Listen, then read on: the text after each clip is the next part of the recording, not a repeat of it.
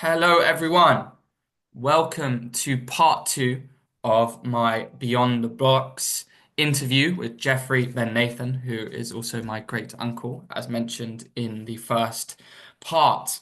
Now, we were discussing the nature of anthropology in the first part, how it relates to, well, all of us. The universe, it's basically, as Geoffrey summarized, it's about the universality of human beings, and that's a really amazing concept, an idea. But also, we moved on about how Geoffrey's book, I'm an Adult, Aren't I? Diagnoses problems in our society, Western society, with young people and how young people struggle with the transition towards adulthood. And we discussed the book's solutions to that problem, but also how the solutions in the book manifested in social policy and it manifested in the program called National Citizen Service, NCS. And essentially, part one, we concluded with discussing that the program really struggled. And now here we are, and we're discussing from where we left off. So, Geoffrey, let's carry on. We were talking Okay, about the well, program, but I we mean, also spoke about you summarized it. masculinity You and the problems. summarized so much, so well. Well done. Thank you. Yes, Um, we were I speaking think about probably masculinity, by the way, and male problems as well. it's largely a male problem. I also would like your listeners to understand that I did a fair amount of research for the book um, to uh, to just get rid of any idea that I was imposing my particular points of view about the problem. So I had a questionnaire, and the questionnaire was sent to children of all ages and in many, many schools. And it was very interesting. The results of the questionnaire itself, and the results of the questionnaire are in the back of the book as an appendix. And the sort of questions were, do you regard yourself as adult? Do you think your friends regard you as adult? Do you think adulthood comes automatically? Males and females, socially speaking, mature into adults by different processes in different ways. And then finally, full adulthood has to be earned. About 11 questions. And I asked these over a period of time. 1995, 530 were done, 2008, and also at Latimer School, 2021. And broadly speaking, I got the same answers to a key question: full adult status has to be earned, okay? Uniformly, 65% said yes, 35% said no. The same figure in 2008, and it's slightly changed in the 2021 survey. 60% said yes, and 40% said no. One that's got the greatest weight was this one about males and females, socially speaking, mature into adults in different ways. This is terribly important because NCS treated, as one would expect in modern day age, girls and boys together. But I have been wondering over a long time whether this is an area of development which they should treat boys and girls together, or whether there should not be a differentiation.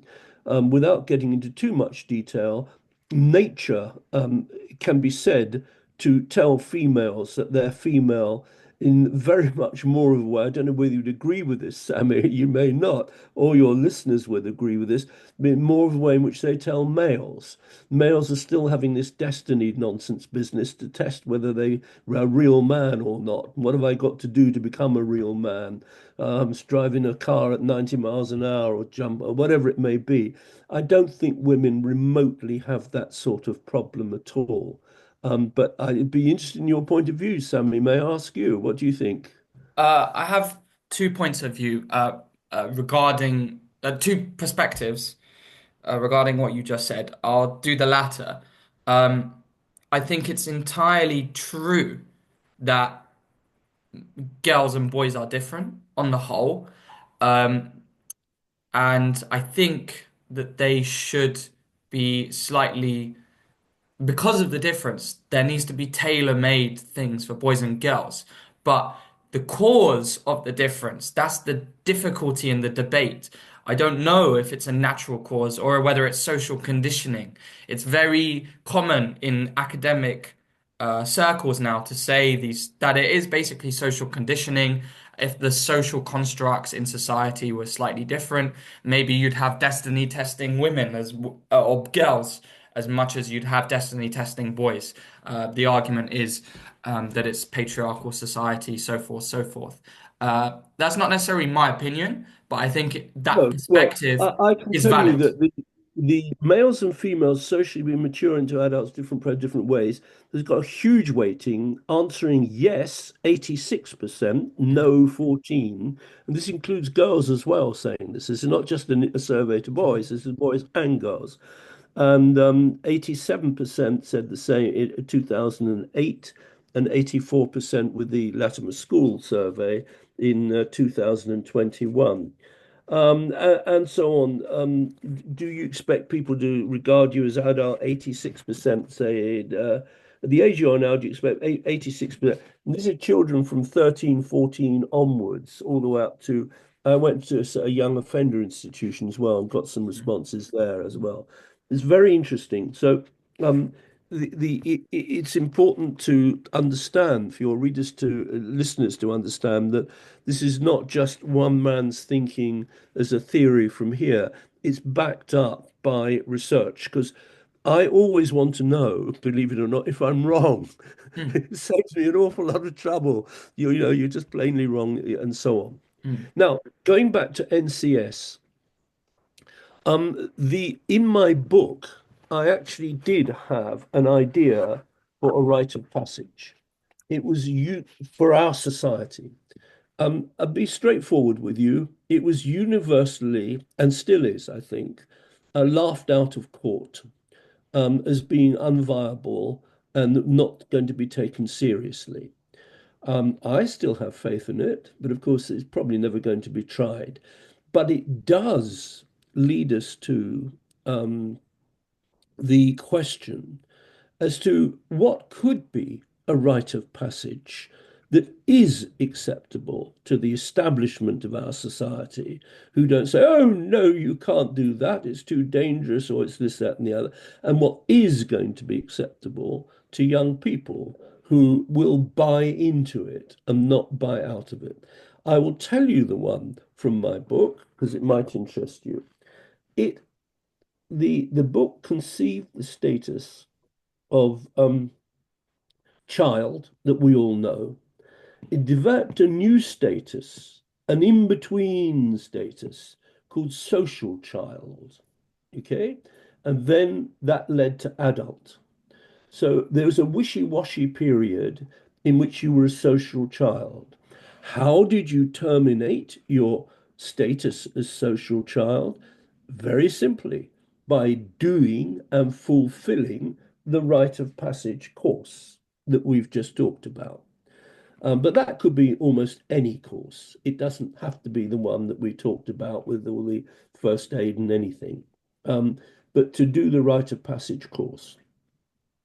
So what was the is it, it was to use, believe it or not, orthography. Orthography is handwriting, is just, you know, addressing people. Um, and it's simply orthography. Orthographically, title and social status can be signified, and I'm reading out of the book now, can be signified fairly simply. Child status will be signified by not prefacing a name with a title, e.g., just John Smith, Sammy Kay, Geoffrey Ben Nathan, Mary I'm an Jones. adult, aren't I? I'm an adult. In the relatively rare event of a child bearing a title, then the status of the title must be made explicit. The Honourable John Smith, child, Lady Mary Jones, child in there. Very definitely, we want to know what status you've got. Social child status, this is the new status that will be signified by prefacing the name with a title whose first letter will always be printed in lowercase. So your school report, your bill from the from a utility bill will say Mr. John Smith, Miss Mary Jones, Sir John Smith. You could be or Lord or Lady Mary Jones or Prince John, small p. Then everybody immediately will notice who you are, where you are in life. Lowercase Mr. Lowercase Mr. Lowercase Mr. Okay. Adult status will be signified, as is currently the case, Mr. John Smith, Mr. Sir John Smith, Capital. Prince, the rest of it. It was as simple as that. And people say, yeah, yeah, it's nonsense. They'll laugh at that. Well, what we're dealing with, and we should have no illusions about this, one of the other ways of achieving status, of destiny testing, is to join a gang. There you will be given status. We are up against very powerful forces, negative forces that already exist in society, exist very strongly. We've got to beat the gang. And would this beat the gang? Some toughie that's got a knife on him and carries a gun and God knows what. Is he going to be worried about whether he's got a small M or a big M? My theory is, but I don't know, it's never been put into practice, of course, is that he would that if universally he was still addressed formally with a small m for Mr. whatever it may be, it would become unbearable, especially as he goes into his 20s. And I held in the book that the status of social child would go all the way up to the age of about 35. If after 35 you've got through all this, bearing your little status as Mr. whoever you are with a small m, well, then you do graduate and to become a what's it. So that I want people to know about. I don't know what's your immediate thoughts, Sammy, to No, that? it's so simple. It's so simple, but Yeah. it sometimes the best solutions are so simple. It's very good of you to say so. But anyhow, I think that when you're quite right to say, as you have, that society changes. And I think this came out in 2008 in a period of time, or two, my book was published 2008, at a period of time when people were very conscious of not upsetting anybody or nobody should be humiliated or whatever it may be. But that was the best I could do. I could see that it would do no physical harm to anybody, and it's up to people. The rite of passage that I proposed in the book would be voluntary. It's not going to be a national service at all, imposed upon you that you must do. It would be voluntary, you could join in. Also, you should know, and it's very important, that although this book, the case of a formal rite of passage, the model that I propose in the book was different from the model that National Citizen Service put forward. Funnily enough, actually, Sammy, you alluded it to yourself when you gave your response. The model in the book was to utilize existing services for youth and let them be, with a few additions like first aid or whatever it may um, be they would be the vehicles Yeah. that would administer the Programs. status that you have successfully concluded. So obviously the scouts absolutely brilliant. Scouts, D of E, da, da, da. Duke of Edinburgh Award and so on. And for whatever reason, and our input was purely peripheral. I was quite honoured, in fact, to be with the guy doing the report. He's long moved on, by the way, long moved on.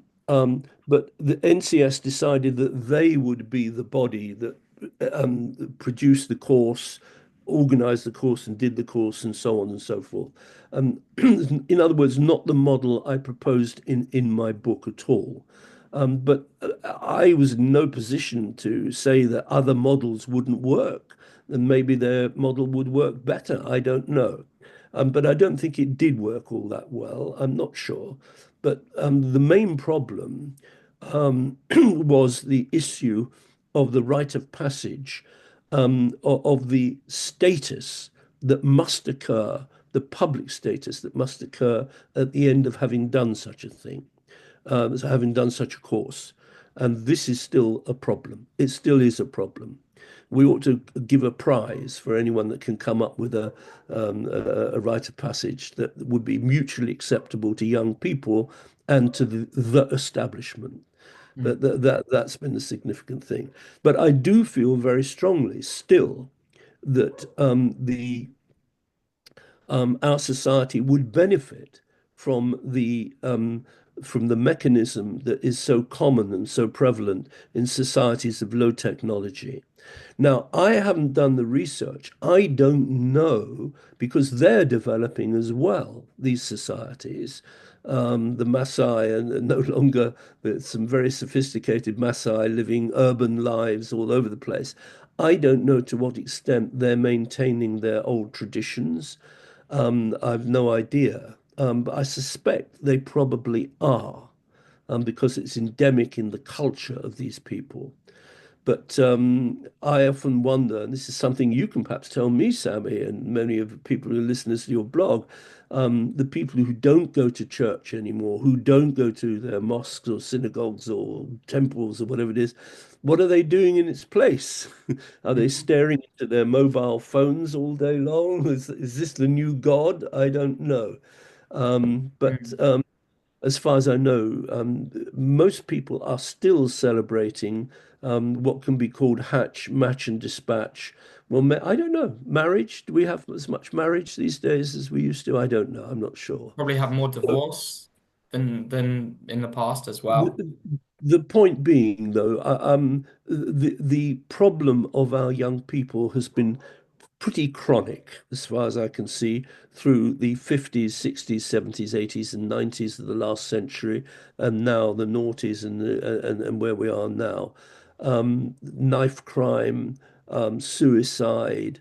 I don't know about so much crime now goes unrecorded. In the research I did, a huge amount of crime goes unrecorded. And shoplifting these days is hardly worth reporting. Mm. Anyhow, so this was There's the book. lots of Yeah. interesting ways that can be one can respond to these topics with agreement, with disagreement. I have a few questions or parts that I've written down. I just want to go to each one first. Um, right. So, as mentioned a little bit before we started, um, you are coming at these problems from an anthropological lens, meaning Mhm. the reason why Timmy or Johnny goes and does joins a gang or shoplifts or does X or does Y is because of a lack of sense of place in society, a lack of No, not that. He wants to put clear blue water between childhood status. Yes, mummy, no daddy. Yes, okay, uncle, no uncle. He wants to put clear blue water in the best way that he feels he can. Mainly he rather than she, but it could be she at this level. And to do that, he does things that children don't do, but adults do. We smoke yeah, cigarettes yeah, yeah. and so on. Yeah. So a form of like Yeah. finding one's place Yeah. because they're not comfortable with their Hmm. current Yeah. status. Yeah. But I'm only 13, but I drive a car. I've driven a yeah, car at nearly 80 miles an hour. Oh, that's a big thing to do. You haven't done that. You're a little pansy, you are. an economist or a sociologist might disagree with you and say, right, these problems are prevalent in XYZ area more than this area, and that's due to this area being economically slightly underprivileged or degraded. And we've seen this trend over time. Initially in 1960 something, this area was fine economically, but we've seen it degrade over time, and then crime rates have gone through the roof there. A sociologist might say similar types of things, to be Well, honest. right. Let me try and disabuse you of one thing. the division between anthropology and sociology is, in my view, wholly false. The only justification for it is that the volume of contributions is so great that a division has been made between looking at societies of low technology, tribal societies throughout the world, and our own society. Mm, mm. But as I made clear at the very beginning, there's no difference between the human being in our society and the human being in some remote mountain range in New Guinea. It's exactly the same human being with exactly the same motivations and so on and so forth. So sociology and anthropology I regard as a false dichotomy, and Mhm. but necessary because there's just so much to read.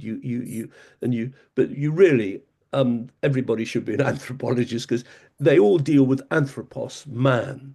In Okay. as regards economics, yes, there may be a point here. I don't know that the cause is underprivileged and so on and so forth. I personally don't think so, but I don't know. And whether if you, I don't know how you would prove this if you went to an underprivileged area and then bestowed upon it great wealth and so on and so forth. Would it then cease to be a criminal? It may be. I don't know. I just don't know. I think That's unlikely to there's happen. a lot to be said for that. There's a lot to be said. Yeah. Maybe the acting out might manifest differently, but I think the types of crime would be softer. Um, I can say that quite confidently. Um, but my own personal opinion is, regardless of types of crime. And obviously, we want everyone to be economically fulfilled, but that doesn't necessarily mean you are fulfilled internally with your place in society.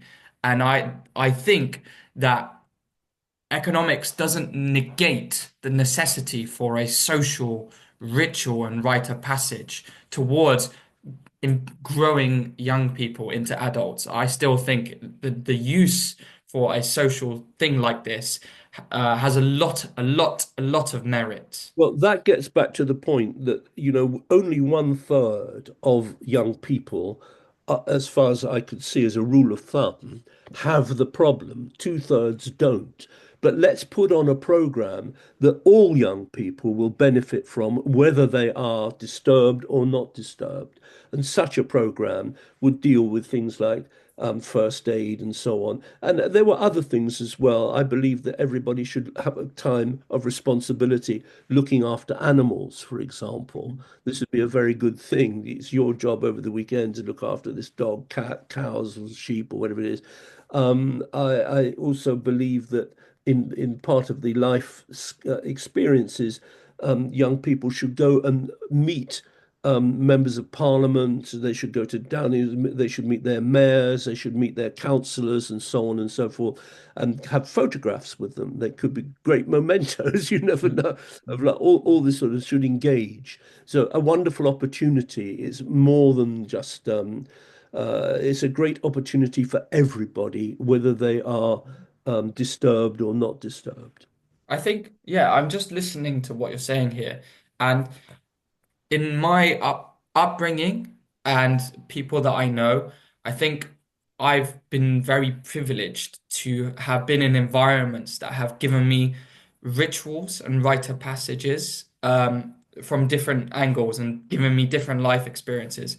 I guess growing up in a Jewish community and going to a synagogue that's actually a little bit smaller, so you get a bit more attention and focus, and you are able to observe the rituals. That's given me a lot to relate in this book, but also life experiences of meeting members of parliament or meeting people and gaining things that I've been able to do that in my life. But not everyone gets those opportunities. So the formalization of these types of things, a formal rite of passage that's universalized across society, I think it's a very liberal, egalitarian, and equalizing and leveling initiation for everyone. So I think it's very progressive, this idea, actually.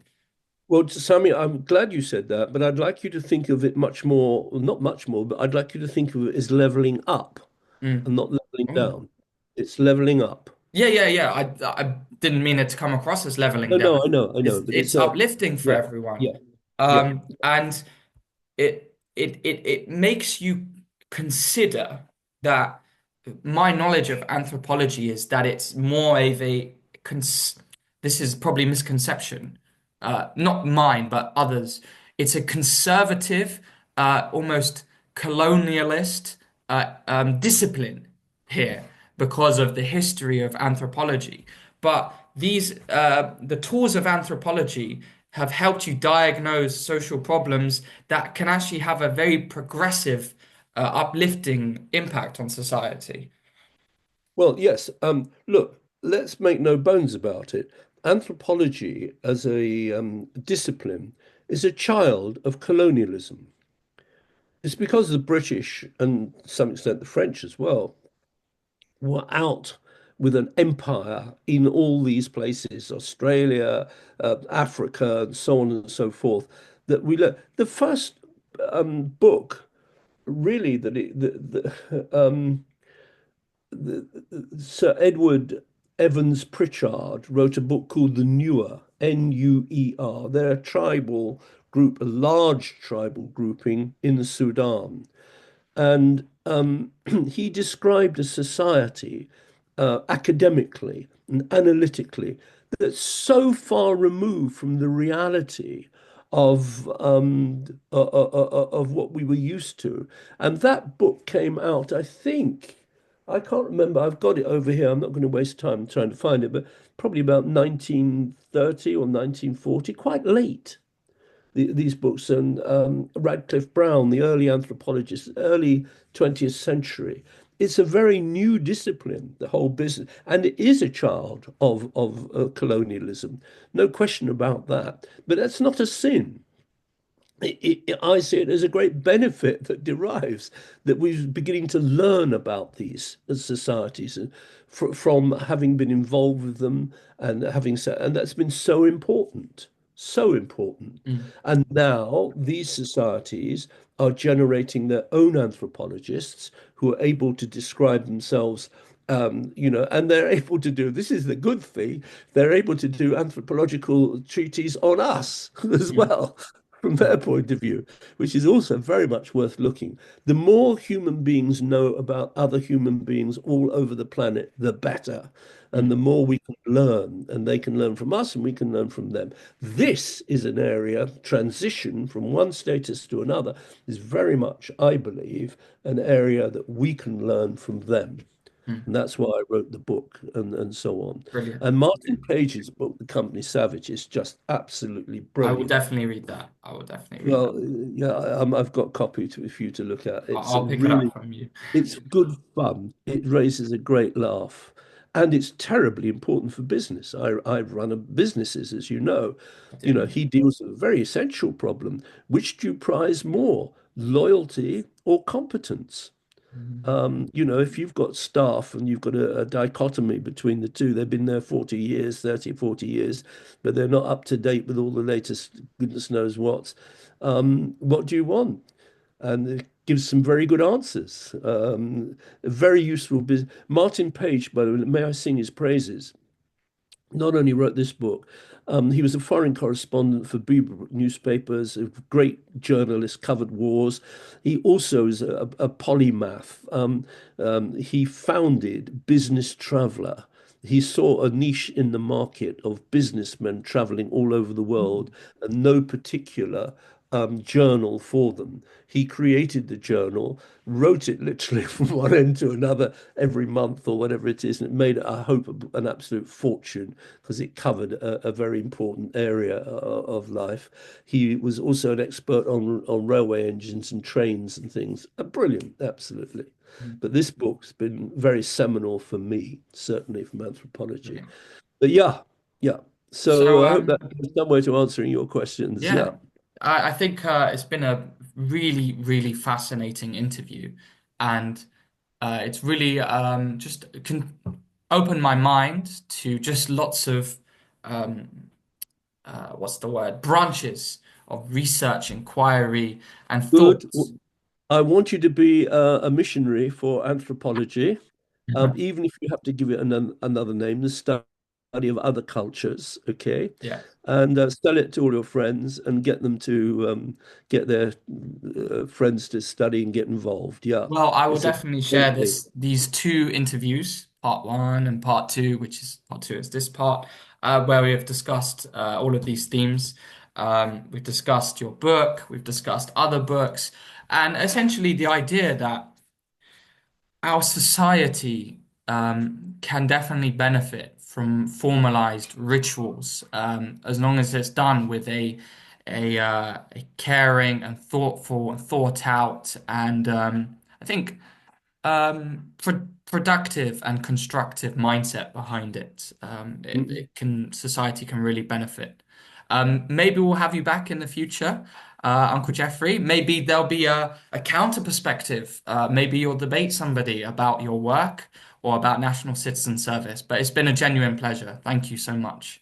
Thank you very much, Sammy. Be well. Good luck. All the Thank best. you very Bye. much. Bye bye for now.